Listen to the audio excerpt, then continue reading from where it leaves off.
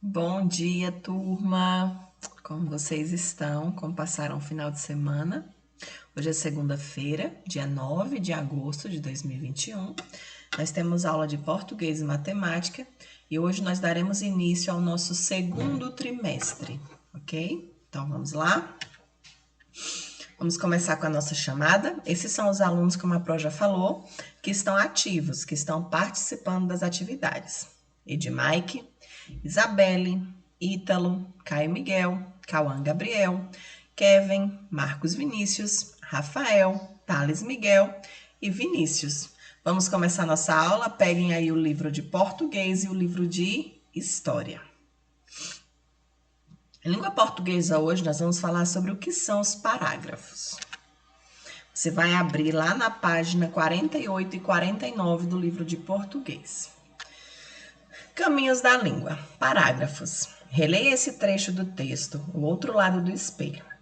Alice olhou na direção apontada e viu a rainha vermelha do xadrez, que agora tinha mais de 1 metro de altura.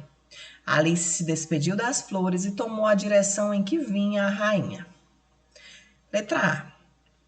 Marque um X na alternativa que indica o que está sendo apresentado na parte destacada em azul. Esse trecho aqui, da parte azul do texto, está falando sobre o quê? Esse aqui, ó.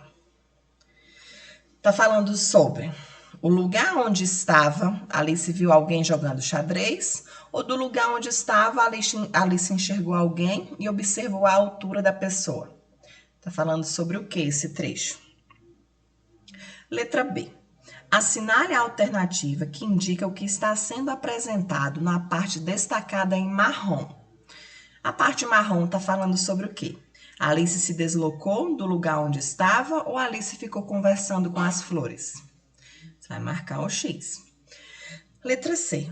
O trecho acima ele foi dividido em duas partes. Por isso, a segunda parte ficou na linha seguinte à primeira. Que outro elemento indica a separação entre essas partes de texto?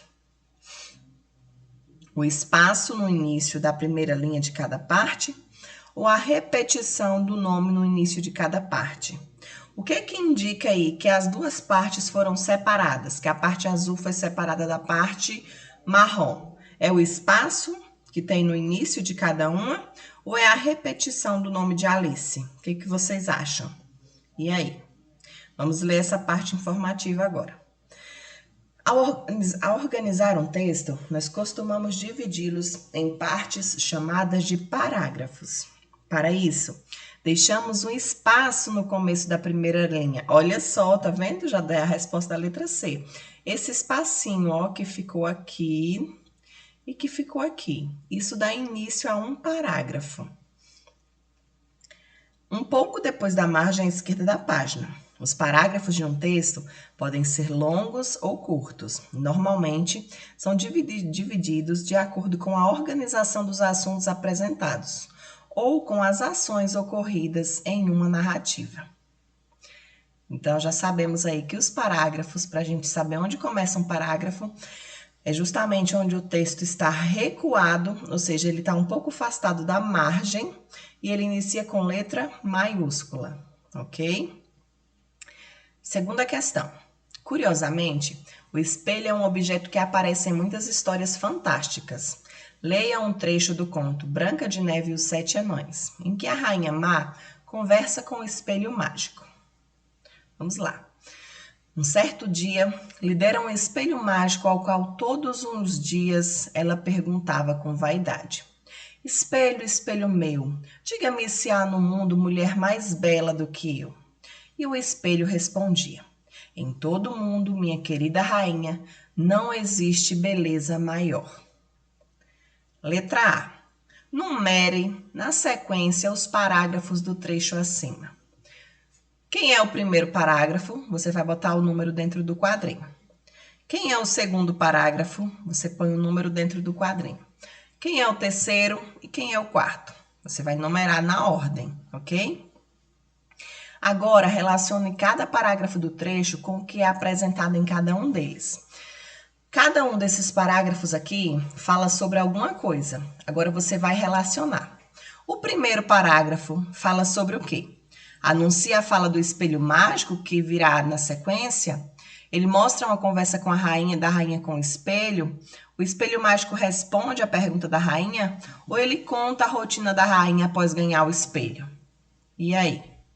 O segundo parágrafo fala sobre o quê? Mesma coisa, você vai reler o segundo parágrafo e ver sobre o que ele fala. Aqui, o terceiro parágrafo e o quarto parágrafo. Aí você vai ligar, ok?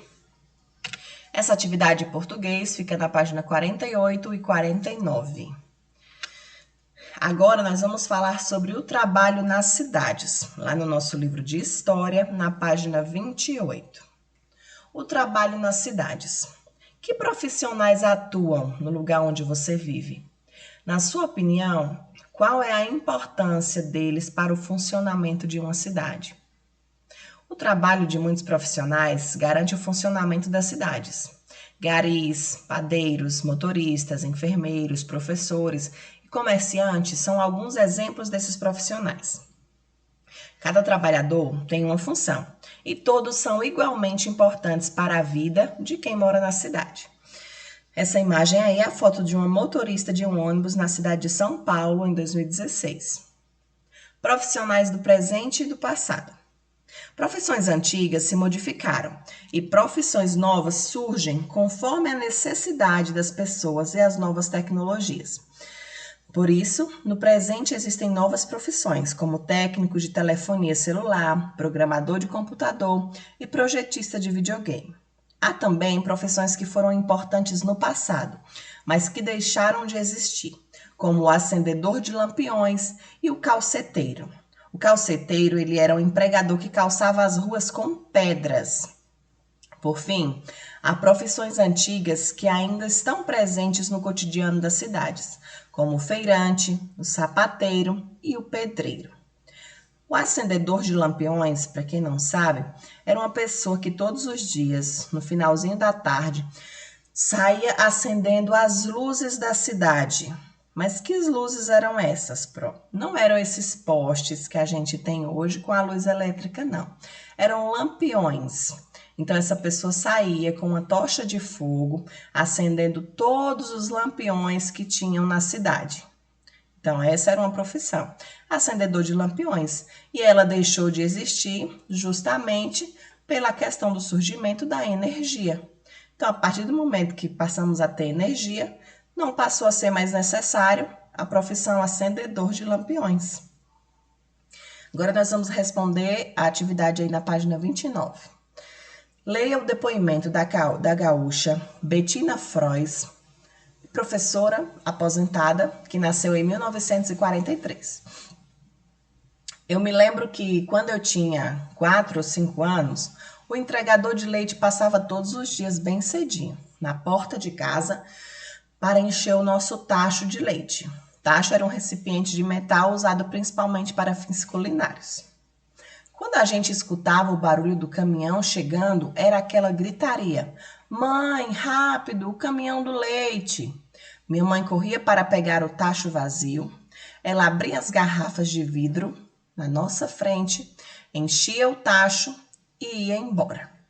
Aí essa imagem aí é uma imagem de um entregador de leite junto ao caminhão na cidade de São Paulo em 1940. Aqui na nossa cidade, que é uma cidade do interior, ainda acontece essa profissão. Nós ainda temos os entregadores de leite. Aqui no meu bairro, por exemplo, todos os dias de manhã bem cedinho, tem um rapaz que ele tira o leite das vacas dele e passa nas casas deixando o leite. Então, essa profissão ainda existe, mas sabemos que nas cidades grandes não se encontra mais essa profissão. Nós vamos encontrar o leite já numa caixinha lá no supermercado. Letra A. Sublinhe no enunciado o nome de quem deu esse depoimento e sua profissão. Já está aqui, ó, para mostrar para vocês. Bettina Frois, ela era professora e aposentada. Letra B. Sobre qual profissão Bettina Frois fala em seu depoimento? Ela fala sobre qual profissão aqui nesse texto? Na sua opinião, por que essa profissão deixou de existir? Você acha que por que o leiteiro deixou de existir? Por que o entregador de leite deixou de existir? E aí? Troque ideias com os colegas, aí com a sua família no caso, e registre suas conclusões. Aí nós vamos passar para a página 30. Observe a fotografia e leia a legenda. Vamos ver aqui a fotografia. Essa imagem aí é de dezembro de 2012, onde a presidente Dilma Rousseff homenageou Dalva Maria Carvalho Mendes, que foi a primeira mulher da história do país a ocupar o cargo de oficial general das Forças Armadas Brasileiras. Letra A. Por que essa foto mereceu destaque? Você acha que por que essa foto foi destacada, foi notícia? Letra B. Dilma Rousseff também foi eleita para um cargo que só havia sido ocupado por homens. Qual cargo é esse? Qual é o cargo que ela ocupou aqui que antes só tinha sido ocupado por homens? Letra C. Imagine e desenhe em uma folha à parte uma profissão diferente do que você gostaria de exercer. Você vai fazer um desenho em uma folha da profissão do que vocês querem ser quando vocês se tornarem adultos, tá bom? Terceira questão. Leia a ficha sobre Mário Paiva. Mário Paiva, ele era experimentador de sorvete. Olha só que profissão interessante. Toma sorvete todos os dias no trabalho. Mas o mais legal é perceber os sabores e cheiros de cada receita. Esse é o maior desafio. Idade, 28 anos. A formação dele, ciência do alimento. As principais funções. Cria receitas de sorvete, experimenta e avalia novos sabores. Quando criança, queria ser médico como pai. Letra A. Contorne a ocupação atual de Mário Paiva. Qual é a ocupação dele aí? Nesse texto, você vai circular. Letra B. Por que a profissão dele é importante? Você acha que por que a profissão dele é importante? E aí, explique aí na letra B. Quarta questão. Você e os colegas vão fazer uma pesquisa de opinião. Faça a pergunta indicada a seguir a um adulto da sua família e registre a resposta dada por ele. A pergunta é o seguinte, você vai perguntar para alguém da sua família. Na sua opinião, existem profissões próprias para homens e outras próprias para mulheres? Pergunte a alguém aí da sua família, você acha que existe profissão própria para homem e própria para mulher? E peça a essa pessoa para explicar o porquê.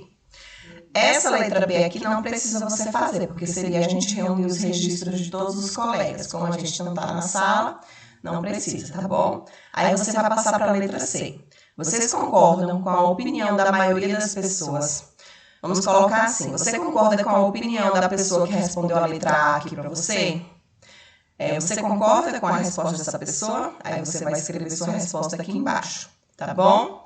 Essa atividade de história fica da página 28 até a página 31, tá certo? Então, atividade de português no livro e atividade de história no livro.